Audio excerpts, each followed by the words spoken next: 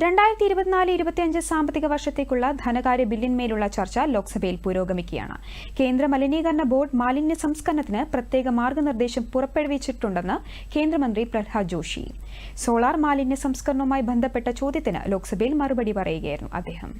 Assessment of the land available and barren land के बारे में है, फिर भी मैं बताना चाहता हूं कि भारत सरकार ने ministry of environment and forestry के अंडर जो सेंट्रल पोल्यूशन बोर्ड काम करते हैं, उसके अलावा ministry of environment and forest climate change has notified e waste management rules 2022 effective from 1 April 2023 and amended from time to time.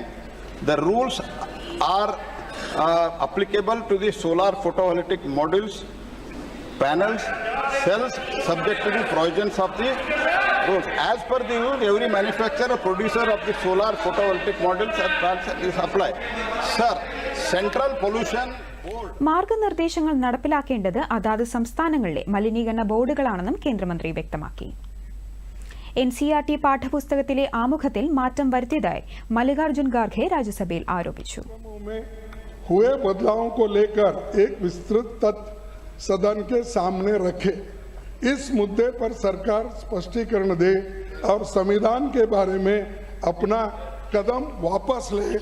जो NRC अपने syllabus में बदलाव किए हैं ये अच्छा नहीं है. Thank you. इसीलिए और मैं आपने मुझे कई में है कहाँ है ये आपने पूछा सर. ये है x falls on preamble in school text book. Sir सुनिए सर.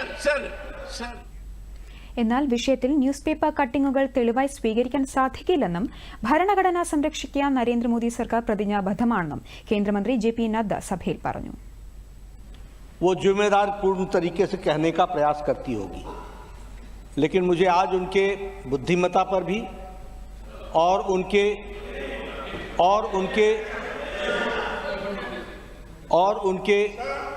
नियतन पर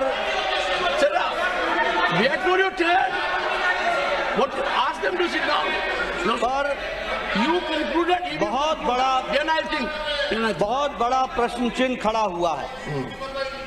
विपक्ष के नेता ने कहा कि ऐसा देखने में आया है, ऐसा सुनने में आया है, ऐसा पढ़ने में आया है. मुझे लगता है कि इस हाउस में कोई भी वक्तव्य देने के पहले इंडियन नेशनल कांग्रेस के विपक्ष के नेता को यह ध्यान में रखना चाहिए कि देखने में, सुनने में और पढ़ने में नहीं, किस सोर्स से आया है उस सोर्स को रखना चाहिए. വഖഫ് ഭേദഗതി ബില്ലും ഇന്ന് ലോക്സഭയിൽ അവതരിപ്പിക്കും. രാജ്യസഭയിൽ ജമ്മു കശ്മീർ ധനവിനിയോഗ ബിൽ ധനമന്ത്രി നിർമ്മല സീതാരാമൻ ഇന്ന് പരിഗണിക്കും. ലോക്സഭയിൽ നിന്നുള്ള തത്സമയ ദൃശ്യങ്ങളിലേക്ക്.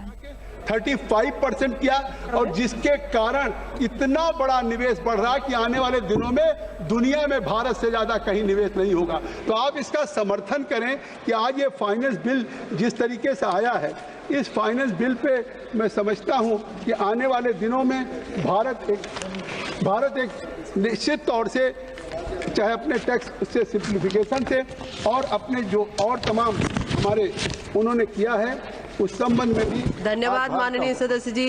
मैं बात बस अपनी खत्म कर देना चाहता हूँ. कैपिटल गेन की बात कर दूं बस, केवल कैपिटल गेन की बात कि शॉर्ट टर्म कैपिटल गेन होगा, लॉन्ग टर्म कैपिटल गेन होगा.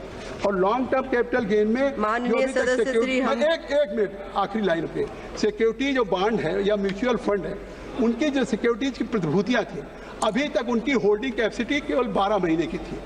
आज उसको 12 महीने के बाद रिन्यूअल करना पड़ता था और अब 2 साल की गवर्नमेंट ने बढ़ाई है.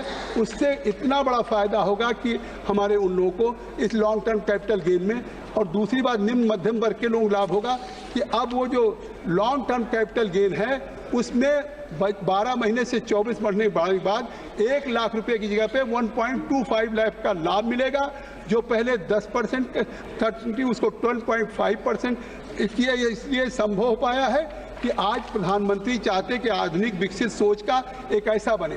आज जब डिजिटल इंडिया की बात करते थे, आज ये सारी चीज़ें जो हमको मिला है, इसलिए कि जिस तरह से डिजिटल ट्रांसफर हो रहा है, जिस तरह डिजिटल माध्यम से इन कामों को हम कर रहे हैं, न ब्रोकर के पास जाना पड़ता था, न ब्रोकर भी पैसा लेता था और सारी चीज़ें लेता था, चाहे LIC हो, चाहे शेयर मार्केट हो, SBI हो।